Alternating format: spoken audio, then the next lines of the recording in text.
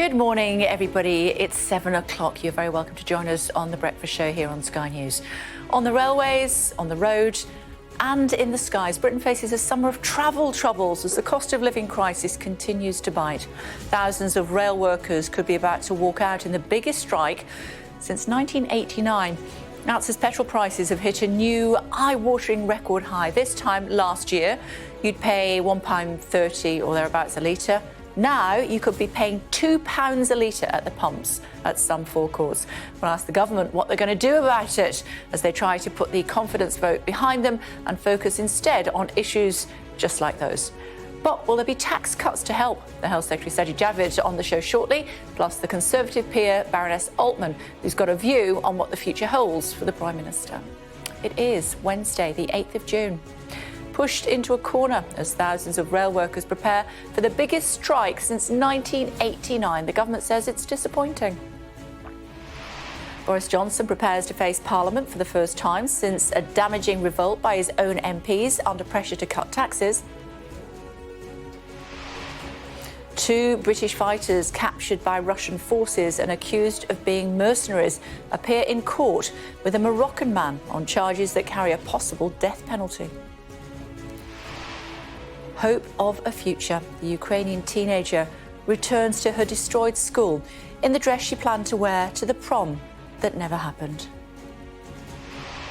Here in Washington, the gun debate comes to Capitol Hill with politicians in here hearing from the survivors of that day in Uvalde. And as they do, an emotional plea from an actor at the White House.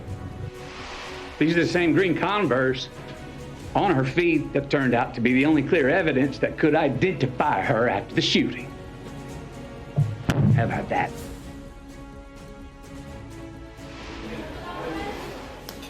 I'm at a fish and chip shop in central London where the industry is turning to Scandinavia to help solve soaring costs to save businesses like this one.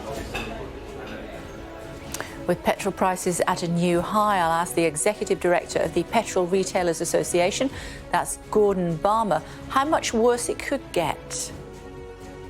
Also coming up on the programme for you this morning, wherever you're watching us around the world.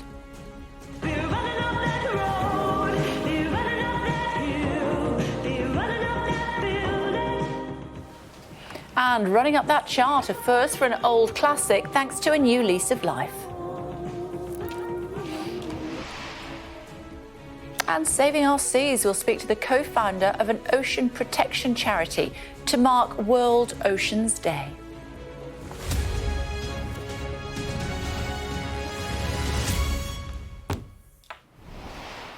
Very good morning, everybody. The Prime Minister will face Parliament for the first time since Monday's rebellion by MPs from his own party when he squares up for PMQs this lunchtime. Boris Johnson says he wants to focus on real issues. He's under pressure to cut tax to help with the cost of living crisis.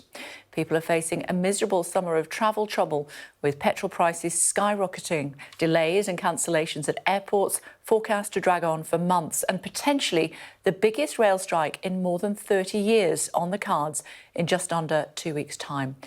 Shingi Mariki reports. It could be the biggest outbreak of industrial action in a generation.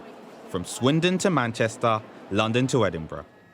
3 days of strikes across 13 networks plan to bring Britain's railways to a standstill. The General Secretary of the union behind the movement says after 2 years of talks, they've been left with no choice. We've had to take that action because of the agenda that the companies have put before us, which is thousands of job cuts, stripping out our terms and conditions, and the refusal to make a pay offer after 2 and sometimes 3 years. This will obviously impact lots of people who will be using the rail networks to get to work on those 3 days. What would you say to those people impacted? We feel that we have to make a stand. We have to make a stand in defence of safety, in defence of jobs, conditions and pay. 50,000 rail workers are to walk out as part of the biggest national strike in the UK since 1989. The dates, June 21st, 23rd and 25th. The National Union of Rail, Maritime and Transport Workers says the cost of living crisis, job cuts and pay freezes are the driving force. And they want their pay to be at least in line with inflation, which currently stands at 9%. The government is calling for compromise and common sense between both sides. If a solution cannot be reached, it will be passengers across the country who bear the brunt of that disruption. It's a total inconvenience, to be honest. I mean, trying to get to and from, it's a nightmare. If that's the only way they're going to be listened to, then so be it. Somebody has to be held to account. The people they're trying to affect, they're not affected by it. It's us, like commoners, who are trying to get to work. Yeah. We now have to leave like an hour earlier. The rail industry bodies feel the negotiating table, not strike action, should be the next destination. We have not said we're not going to give staff a pay increase, but we need to sit down and talk with RMT and how we can move reform forward to make it fair for everybody. If that doesn't happen, we stand on the brink of 3 days of travel chaos and disruption in nearly every corner of the country. Shinki Mararike, Sky News, Euston Station in central London. Joining us now, the Health Secretary Sajid Javid, twice in a week. You're spoiling me, Mr. Javid. Talk to me about this new NHS report. Leaders praise for their dedication, but it does find that bullying, discrimination and shifting the blame when things go wrong are rife in the NHS. Why is that? Well, look, today we're announcing what I think is the biggest shake-up in leadership in the NHS and social care in a generation. It follows this independent review by General Sir Gordon Messenger. And why we've done this is really we're investing record amounts in the NHS and care and to help with the recovery from the pandemic. It's important that we have good leadership throughout the NHS and care so that every pound is spent well on patients' priorities. And what this report shows is that, I mean, first of all, and this is the best news, is that there are fantastic examples throughout the NHS and care of great leadership, and I see that almost every day. But there are also examples of poor leadership, and that leads to poor patient outcomes. So it gives a number of recommendations on how good leadership can be made more consistent throughout the country. It also, to your point, it gives evidence, unfortunately, of, in some cases, of poor behaviour, a bit of a blame culture in certain parts. And of course, that can't be tolerated. So I'm going to accept all the recommendations of this independent report. And that's because I know that it's going to lead to a significant improvement across the board in leadership and management in the NHS and care, which most importantly means an improvement in patient outcomes. OK. Now, I'm sure you'll see in this morning's papers that NHS advice on ovarian cancer on the website has dropped the reference to it affecting women. What it actually says now is ovarian cancer affects the two small organs, ovaries, that store the eggs needed to make babies. Why the change? Well, look, I haven't seen that particular report, but I have heard of instances like that, and I don't think it's right. You know, you won't be surprised to know that as the Health Secretary, I think that your sex matters, your biological sex is incredibly important to make sure you get the right treatment, the very best treatment. You've given an example of ovarian cancer. I could equally pick a prostate cancer, which we know can only happen for those that are biologically male. And so it's important that when messaging is given to people, for cancers, that's a great example that you've picked, that words like women and men are used so that people know who you're talking about and then we can actually do something about it. Are you going to get the wording changed back then? Well, I am looking into this, and you'll know, look, the NHS, there are many different trusts, and I want to listen to why someone might have taken a different approach. I don't just want to assume, but I think I've made my views clear on this. Yeah, but it's actually on the NHS website. So, and as we both know, as many of our viewers will know, ovarian cancer is a silent killer. Generally, a lot of women it kills a lot of women in their 30s, 40s, 50s because they don't know they've got it until they're at stage 4 and then there's nothing that can be done about it. When you have confusing wording like that, it's just not going to help. So don't you think, well, I'm guessing from what you're saying, go on. Yeah. Go on. Okay, look, I agree. And also, a few months back, a similar issue came up over cervical cancer, where I saw some. In that case, it was draft literature around getting more women encouraging to come in for smear tests, and it was important, of course, to talk about women when you're talking about cervical cancer. And believe it or not, there are women out there that don't know always that when you're talking about cervixes and things, you're actually talking about women. And the way you do that is make sure that you're using the right and the sensible words. So look, I know there's some sensitivity around this language, but we have to use common sense and use the right language so that we can give people the best possible patient care. OK, so that wording should be changed back. Let's wait and see what happens. Thanks for the clarification on that, Health Secretary. Rail strikes, let's talk about those. 3 in a week at the end of the month. We're just trying to get ourselves back on our feet as a country and as an economy. What's the government going to do about it? Look, we obviously don't agree with this decision of the unions. I think it's not just clearly a bad outcome for travellers if these strikes went ahead. I actually think it's bad for the workers, because you need to have an industry that's going to be sustainable. We know as a result of the pandemic there are some habits that are developed, and things might not go quite back to what they were pre-pandemic. And let's remember, during the pandemic, I think the government put in some extra £16 billion to support the rail industry. That's almost something like £600 per household. These are huge amounts of money, and that kind of thing can't continue. So what I would urge the industry to do and the unions is to basically just get round the table and keep talking. That's the best way. Just talk like civilised adults and find a way through. I think everyone can understand each other, and these are challenging times, but talk. What about fuel? Up to £2 a litre now. This time last year it was £1.30 a litre. The government making something like £26 billion in fuel duty.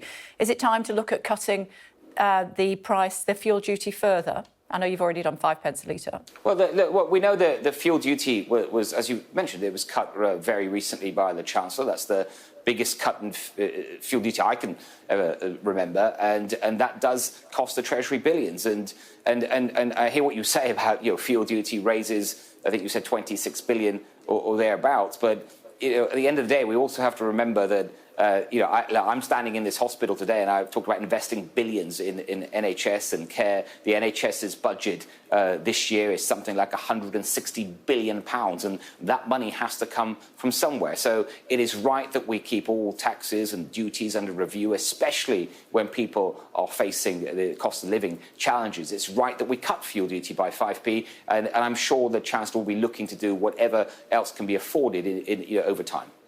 Now, I know you'll want to address this allegation that Labour's put forward today, so allow me to give you the opportunity to do that. They say they've unearthed evidence of you avoiding hundreds of thousands of pounds in tax before you got into politics. Did you?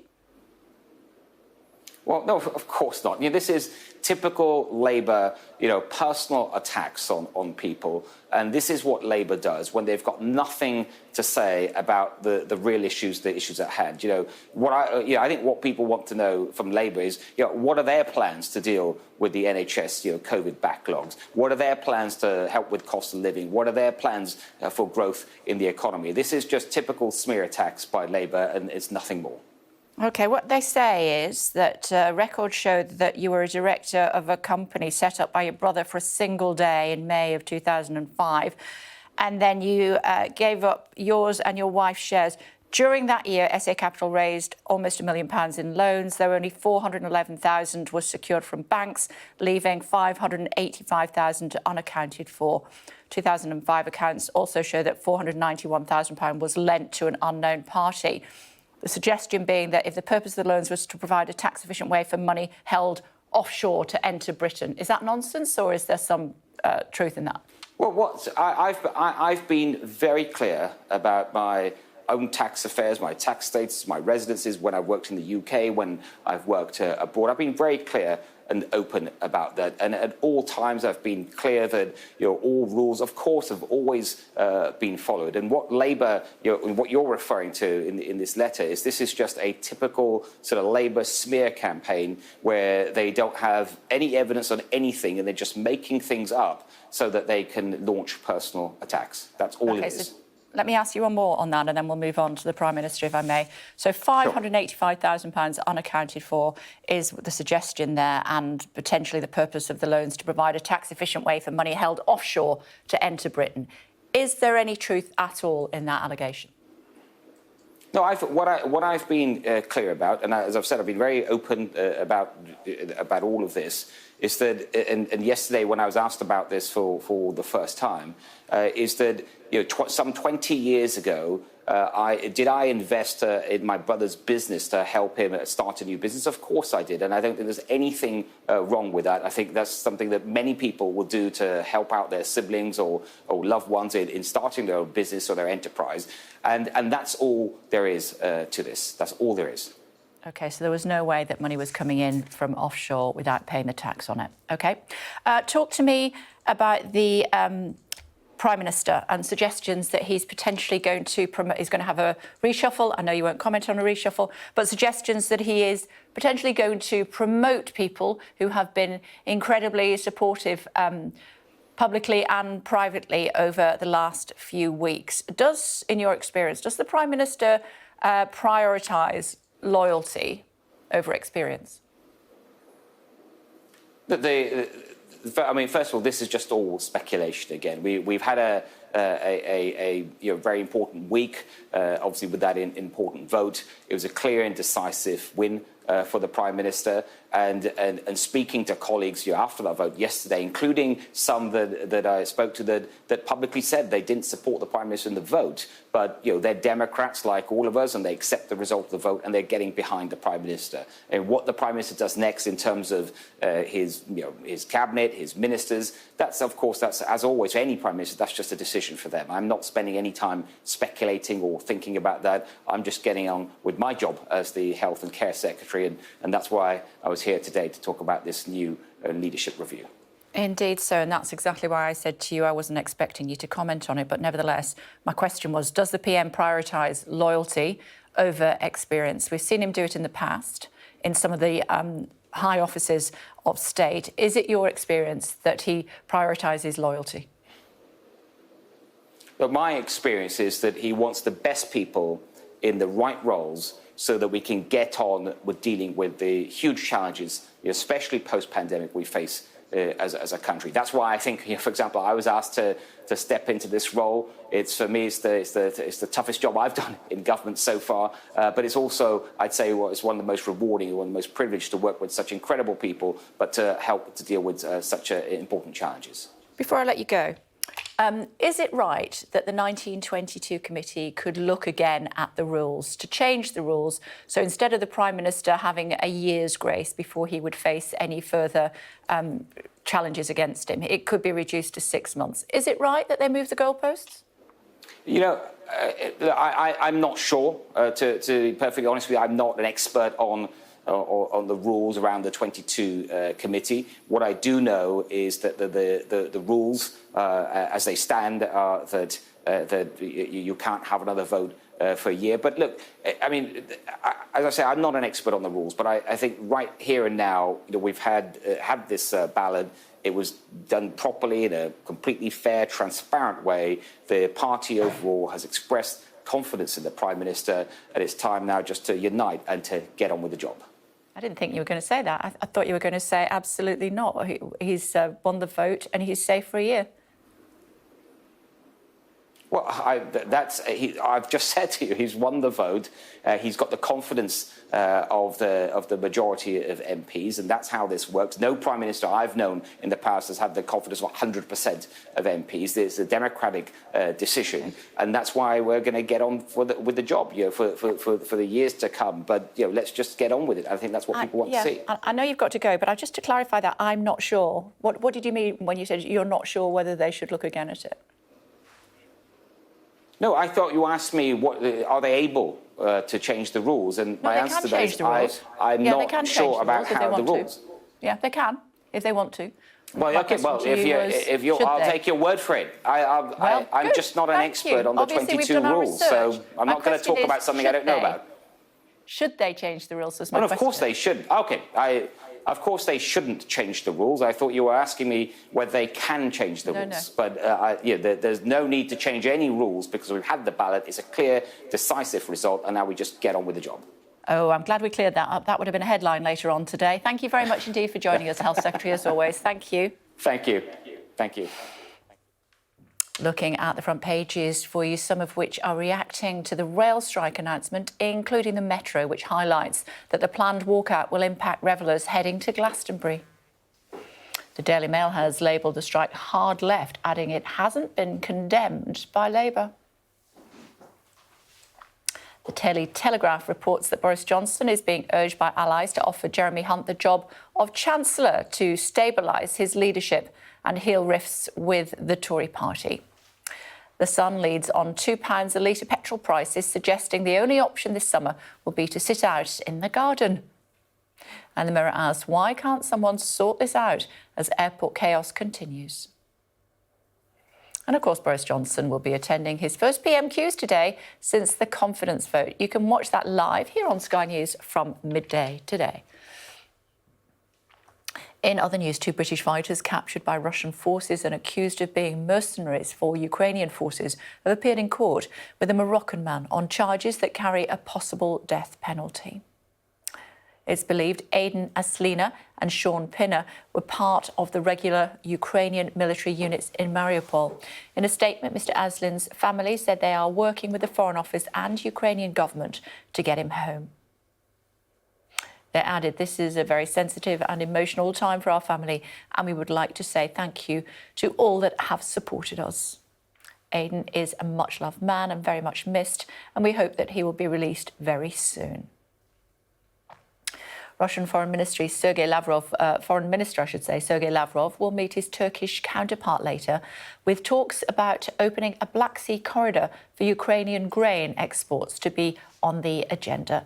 Ukraine is one of the biggest exporters of grain in the world. The country's president, Volodymyr Zelensky, says he wants security guarantees for Ukrainian ships so that 22 to 25 million tonnes of blocked grain could be exported and prevent food shortages in Africa and Asia. Now, here's a powerful image for you from Ukraine. A young woman has returned to the wreckage of her now destroyed school in her prom dress on the day the dance was supposed to take place. The story, posted on Facebook by the Ukrainian government, comes from Anna Episheva, who shared an image of her niece in the red gown. Still to come on the programme for you, as Russia moves closer to capturing the Donbass region, we'll speak to the former commander of the Joint Forces Command, General Richard Barrons. With monkeypox now designated, a notifiable disease, we'll speak to infectious diseases expert Dr. Charlotte Hammer. And also chatting to the president of the National Federation of Fish Fryers, Andrew Crook, who's in Norway to plead for help as skyrocketing fish prices threaten many businesses. Doesn't matter what time of day it is, you could always eat fish and chips, couldn't you? Now, 700 people have died of gun violence in the US since the Texas school shooting 2 weeks ago. The Hollywood star Matthew McConaughey has made an impassioned plea for reforms to US gun laws after 19 students and 2 teachers were killed in a school shooting in his hometown of Uvalde last month.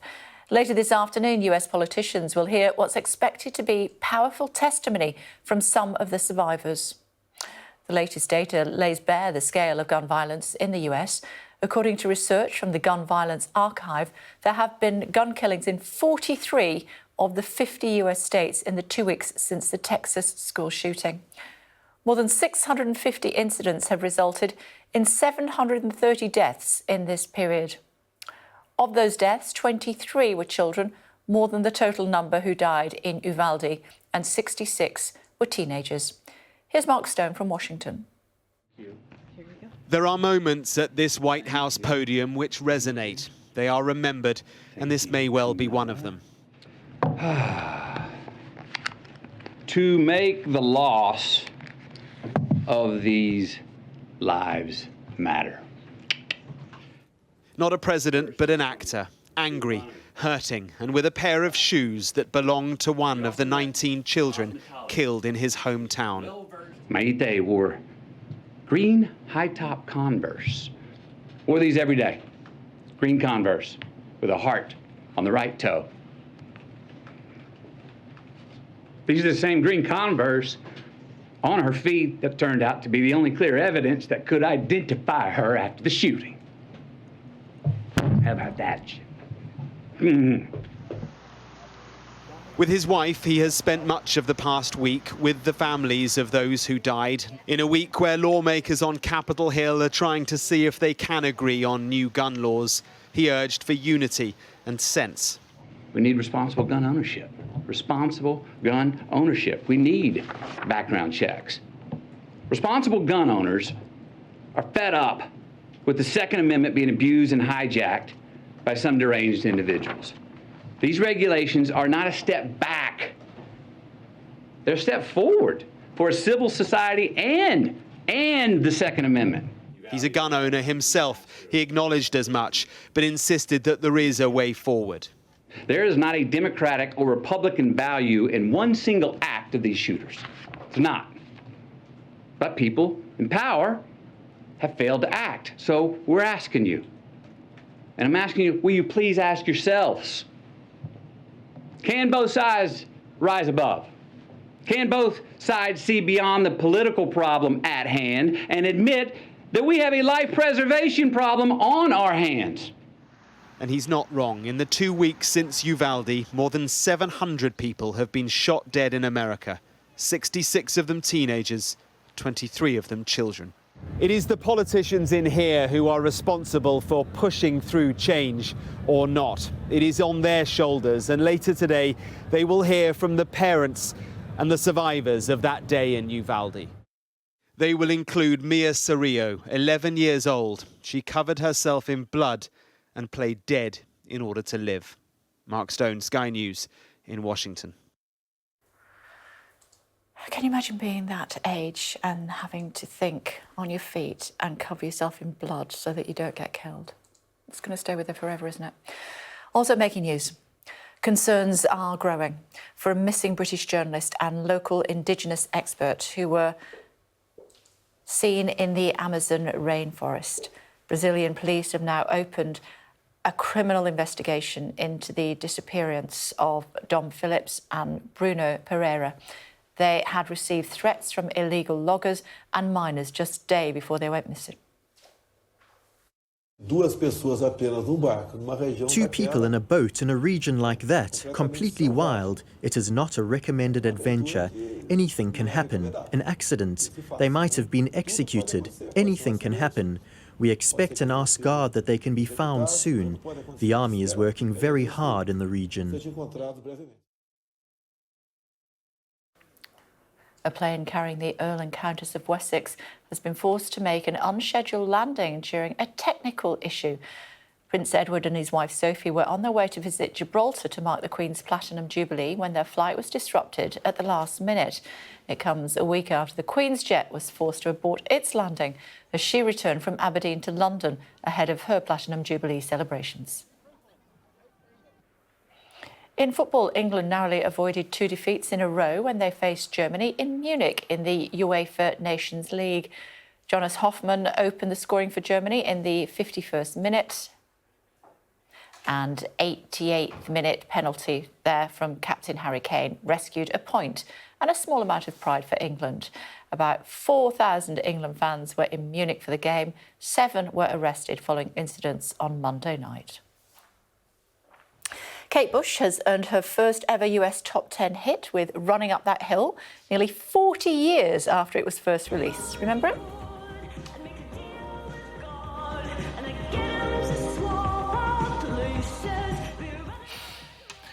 Why is it suddenly so popular, you ask? Well, fans of the Netflix show Stranger Things will know that it's one of the main soundtracks used in the latest series, which was released less than 2 weeks ago. Here it is in action.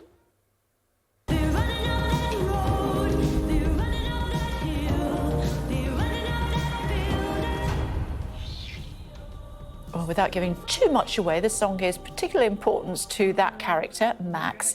Of course, Kate Bush is thrilled and has said it's really exciting to see the song being given a new lease of life by Stranger Things fans, a show she says she loves too.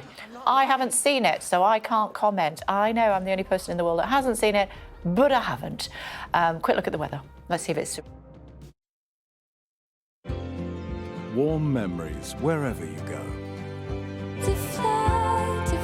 The weather, sponsored by Qatar Airways.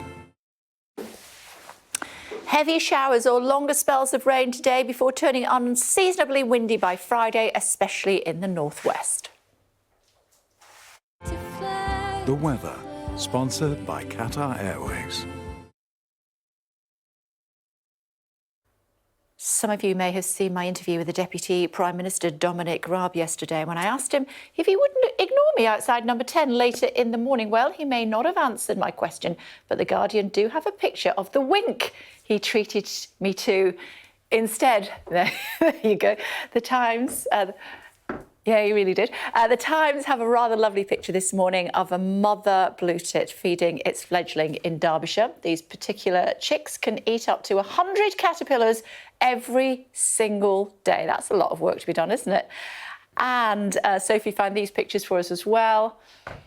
Boris Johnson croissant dedicated to him by a grateful Ukrainian cafe. And if you fancy one of those for breakfast, it's too bad. By late morning, they had already sold out. It's an apple pie with some meringue and ice cream. And frankly, I could eat that over and over and over again after my fish and chips.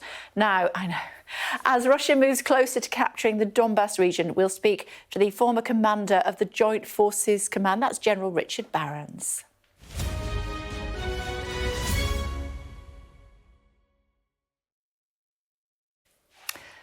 Hello again, everybody. Our top stories for you this morning on The Breakfast Show here on Sky News. As thousands of rail workers prepare for the biggest strike since 1989, the government says it's disappointing. Boris Johnson prepares to face Parliament for the first time since a damaging revolt by his own MPs under pressure to cut taxes. And 2 British fighters captured by Russian forces and accused of being mercenaries appear in court with a Moroccan man on charges that carry a possible death penalty. Mara's here. Morning. Thoughts? Morning, Kay. Yes, could be a bruising outing for Boris Johnson at Prime Minister's questions this lunchtime. I expect Labour will be taunting him about the fact that 40% of the MPs sitting behind him voted no confidence in his leadership. Imagine Keir Starmer will go to town on that. He may even read from some of the letters and comments made by Conservative MPs, which were particularly scathing in the run-up to that vote. We'll also see whether Boris Johnson gives any indications there about the direction he may go in the light of this threat to his leadership, whether he talks about tax cuts, which is now something a lot of people in the party are clamouring for. But with a lot of discussion about whether there's going to be a reshuffle, whether he's going to change his top team, as well as the direction. We asked Sajid Javid, the Health Secretary, whether the Prime Minister prizes loyalty above competence and experience. And this is what he said. No, I think we'll come to that, actually. What is ready for us to share with our viewers at this stage is his comments about ovarian cancer. And sorry, go on. Yes, Sajid Javid also, he's here to talk about a big review into NHS leadership. But we asked him about a change to some of the wording on the NHS website on the pages about ovarian cancer, which used to say it is a very common cancer in women, but has now been changed to say ovarian cancer affects the 2 small organs that store the eggs needed to make babies. And this has been criticised, including by some health experts who say that by changing it to not mention the word women, that may be well-intentioned to be more inclusive to trans men, for example, but that it could risk confusing people about a cancer which is often misdiagnosed and often detected very late. And it was interesting that the Health Secretary said that he thought this was the wrong decision and he would be asking the NHS about it. We had a similar row a few months ago about cervical cancer as well. And Sajid Javid said that he wanted something to be done about it. This is what he said. And I don't think it's right. You know, you won't be surprised to know that as the Health Secretary, I think that your sex matters, your biological sex is incredibly important to make sure you get the right treatment, the very best treatment. You've given an example of ovarian cancer. I could equally pick a prostate cancer, which we know can only happen for those that are biologically male. And so it's important that when messaging is given to people, for cancers, that's a great example that you've you've picked, that words like women and men are used so that people know who you're talking about and then we can actually do something about it. Well, that's what he says. Whether he has any sway over that, the government clearly have a different view on this to the view that the NHS takes. And the NHS gave a quote to the Times newspaper who highlighted this, saying that women are mentioned. I mean, I've had a look through, you have to go quite far down before they are, and that using inclusive language they believe is important. So whether ministers have any sway on that, we'll see. Tomorrow's Take at 9 o'clock, PMQs later on. That's going to be pretty bruising. We'll talk about it at 9 o'clock. For now, tomorrow, thanks very much. Before that, though, I want to talk about the very latest situation in Ukraine, concerns about how to get the grain out of Ukraine, whether there can be a corridor in the Black Sea where there's going to be safe passage for the grain to get out of Ukraine. If that doesn't happen, there is significant concerns about people in Africa and also Asia who may well starve. Let's speak to General Richard Barrons, former commander of Joint Forces Command. Hello to you. Thank you so much for taking the time to join us this morning. How big a worry is it about this grain corridor, whether or not it happens? It's a major worry. It's one of the most damaging effects of this war is that the grain that Ukraine normally supplies to Africa, Asia and elsewhere is not getting out by sea. And there's so much of it that if you try to move it by rail, it takes 2 years to get 1 year's crop out. So in order to contain the effects of this war, one way or another, that grain has to get out. More than 100 days since this war first began. How much longer can it last? Well, there's no script and there's no rule that says a war like this with a front line that's 1,000 miles long is going to be quick. It may have pauses. And we may see in the Donetsk in a couple of weeks, if the Russians feel that they've got as far as they want to go or have simply run out of steam, that there is a pause. But that does not mean that the fight is over, and we should expect this war to continue well into next year, even if it comes and goes a bit. OK, Russian Defence Minister saying that Russia has now liberated 97% of the Luhansk region. First of all, do you think that can be true? And secondly, if that is the case, does that then lend itself to the argument that you just put forward, which means that there could be a pause?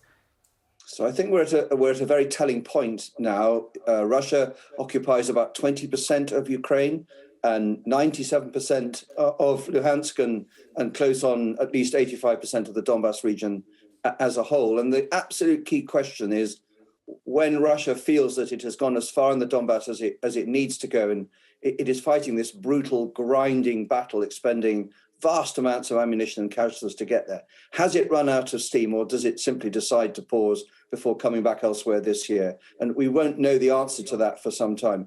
On balance, it looks like in the Donbas, they're running out of steam. Why is the Russian invasion having such an impact on global resources? Well, I think we're looking at the combined effects of the isolation of Russia and the sanctions regime that's applied to Russian energy, and then the effects on global food markets, particularly grain, as a result of the blockade on Ukraine, and indeed the difficulty in getting grain out of Russia. And we need to recognize that in a world of globalized supply chains, any big war between big countries is going to ripple across the world in this sort of way. And the fact is we're going to have to manage the consequences of this if we're going to do the right thing by Ukraine. OK. We've been hearing from Zelensky. He does his nightly address, doesn't he, to the Ukrainian people. And very many Ukrainians have also tried to flee the country. Even if there was a pause now, how long do you think it would take to start to rebuild that country of Ukraine and for people to start to return there? So I think we should be clear that there's a pause as a result of perhaps Russia deciding to stop or run out of steam is not a pause in any way for Ukraine. Ukraine will want to build the military capability that it needs to go on the offensive and take its country back. And whether that's this year, later on, or more likely next year, that's the thing that will be in our laps next. That process of rebuilding the Ukrainian military to throw the Russians out is at least a year's work and will cost a lot of money and a lot of effort from the West. But that's the demand that's going to come. How wise is it to provide weapons that could be used, although the Ukrainians have said that they won't, could be used to fire into Russia? I think with the war at the stage it's now in, so well developed in Ukraine, quite a lot of this is priced in by all sides. I think what would make a difference clearly would be if Western delivered weapons with long range, typically 150 to 300 kilometers, was actually used by Ukraine to fire into Russia. That, I think, would change the way Russia approaches this. But the current understanding that Ukraine is given weapons that give it the long range it needs to destroy Russian artillery before it destroys them, but does not fire into Russia, I think that's a place that most people will essentially live with. OK, it's good to talk to you. Thank you so much for taking the time to join us. Thank you. Well, we were just talking there, weren't we, about the Ukrainian president, Volodymyr Zelensky. He's claimed more than 31,000 Russian soldiers have been killed in Ukraine since the war began in February. Ukrainian forces are still managing to hold on to some territory in the cities of Severodonetsk and Lysychansk in nearby Soledar. Emergency workers are offering civilians safe passage along the so-called Road of Life. Here's our chief correspondent, Stuart Ramsey, who travelled with them and sent this report. This is a desperate hunt to evacuate people from frontline villages that look destined to fall to Russian forces in the coming days. They're just a few miles away. Emergency services have had calls pleading for help from people in the town of Soledar. They're risking their lives looking for the people who want to leave, but they can't find them. Natalia Babenko is the only person left in her apartment block, but she won't go. Natalia, why don't you want to leave? Понимаєте,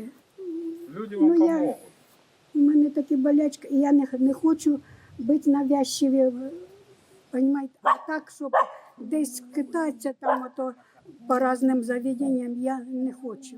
Aren't you scared, though? Ну, вам не страшно, Наталья Афанасьевна, здесь? Страшно. Ну, і мені страшно. Просто я. These towns and villages appear deserted, but there are plenty of people still here. The fighting is intense nearby. People call for help, and they just simply don't turn up to be evacuated. It seems counterintuitive, but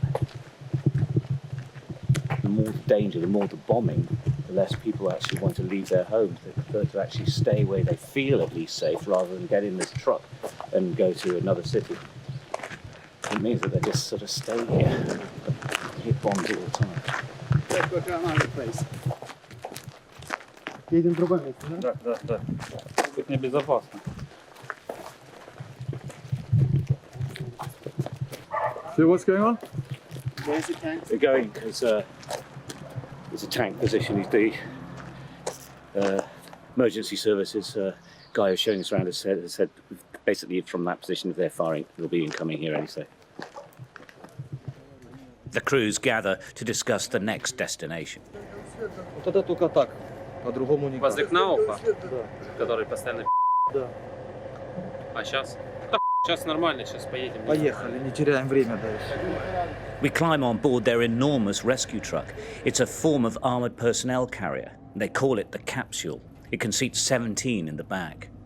Well, we've had to change direction because the road that we were travelling down is now seeing direct fire between the Ukrainian and Russian forces. This truck is so big, it is armoured, but it's so big it'll take direct hits, potentially from missiles, which will still destroy it.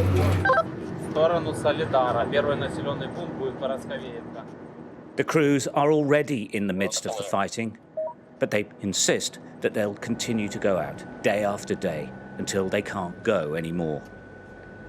And nobody knows when that will be. Stuart Ramsey, Sky News, in the Donbass. Health officials are stepping up efforts to tackle the spread of monkeypox. From today, doctors in England will have to notify local authorities when they suspect a patient has the virus. Joining us now is Dr. Charlotte Hammer, Fellow in Emerging Infectious Diseases at Cambridge University. Hello to you. Thanks for joining us on the programme this morning. How concerned should we be about monkeypox? Now, the change that we're seeing now is a change from non-notifiable to notifiable, as you mentioned. So at the core of that is basically a surveillance measure, a public health measure. And that means that doctors and labs need to notify the local health protection teams when they have a suspected or confirmed case of monkeypox. Now, that is actually the case for a lot of diseases, and that varies by country. So some countries have just a few notifiable diseases, some have almost 100. But there are various reasons why a disease might be notifiable. So it could be, it's always that there is a high public health significance, but that could be anything from we need urgent contact tracing for, in this case, or it's a disease targeted for eradication or something similar. In the UK at the moment, there are over 30 notifiable diseases and over 60 causative agents. So monkeypox is certainly not alone in this. And at this point of the outbreak, this is actually quite expected. And in a lot of countries, monkeypox has already been notifiable. Why do you think it's spreading so quickly in the UK as opposed to other countries? Well, a lot of what we're seeing right now will be a little bit artificial in terms of we are very actively looking for cases and actually making it notifiable is exactly doing that as well. So we have this initial relatively steep uptick in cases, which is influenced by our looking for cases very quickly. And obviously the UK was one of the first countries that saw this outbreak. So it is a little bit ahead of other countries there. Could it be made to be a quarantine issue, compulsory?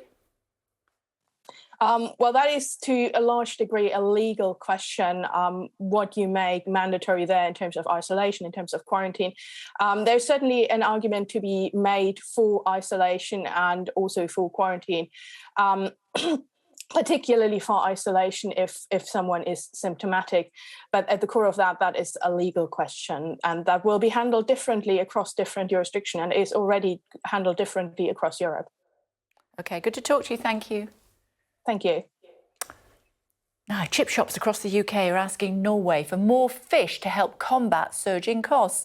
Rising energy bills and increasing prices of cooking oil due to the war in Ukraine have pushed up prices across the global seafood industry. Joining us now from Norway, actually, is the president of the National Federation of Fish Fryers. That's Andrew Crook. Hello to you, Andrew. It's good to talk to you. Why are you in Norway? Morning, Kay. I'm over in Norway to speak to vessel owners. There's a lot of vessel owners that produce what's called H&G, headed and gutted fish, which then goes on to further processing. And I'm hoping that myself and a colleague, Julie, who works for the Frozen at Sea Fillets Association, can convince them that swapping to fillets will be beneficial to them, but also beneficial to our industry as well. So what you're hoping is that we're going to get more fish off them. But nevertheless, the price of fish is going up through the roof, isn't it? Why is that? Is that because there isn't enough for demand? No, well, partly they've reduced the quota in the Barents Sea, so that's down by 20%. There's post-pandemic inflation, so trawlers are having to use more fuel to catch the fish, and that fuel's very expensive. So that's combined to be double the price of fish. And unfortunately, we'll likely see a tariff on Russian fish at some point as well, so that's going to further put pressure on us. So we're seeing fish double in price, but fish and chip shops haven't been able to double their prices to the customers, and we're trying to cushion the consumer. So we still represent a very, very good value meal, but we are under a lot of pressure at the moment. Why particularly Norway? What have they got that you want? I know, obviously fish, but why Norway? Well, we talked to Iceland as well, and the Faroe Islands, and we also think consumers maybe need to look at some of the domestic catch as well. We're quite happy to put some of the fish that's landed by British fleet through our fish and chip shops, some of the species that we probably export. So there's all these things need to happen to try and alleviate the problems that we're facing with the price rises.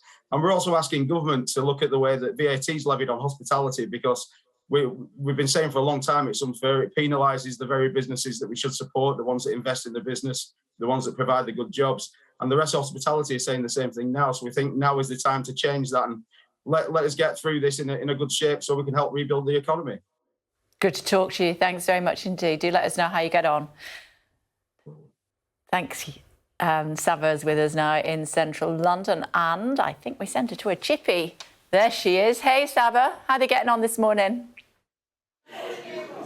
Good morning, Kay. Well, it's not often that first thing in the morning that my stomach yearns for a plate of fish and chips, but here we are. There's a first time for everything. But in all seriousness, I'm here today because the fish and chip industry are really struggling. Now, the key components that make this British delicacy hail from, believe it or not, Russia and Ukraine, where there is obviously a war that is waging in that part of the world. Now, just to give you a little bit of insight into why chippies are struggling with soaring costs, as Andrew there was talking about, is that certain things have rocketed. So if we look at fish and chips, the fish, 40% of it, of white fish, comes from Russia. We're talking haddock and cod.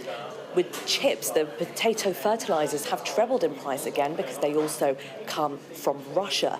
Sunflower oil equally has gone up in price. Now, one business that I am with right now, that I'm here with, have been impacted by the cost impact. And I'm now with Philip Inzani, who is the business owner of Polo. And Philip, tell me how you, as a business owner and cafe manager, have been impacted by the exponential rise in cost to the industry.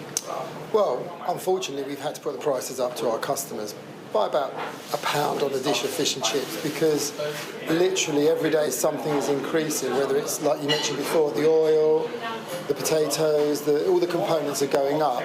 And in order for us to be able to stay afloat, we are having to increase prices to the end user. And if there were alternatives that were on offer, for example, the British industry are now looking to source from Scandinavia.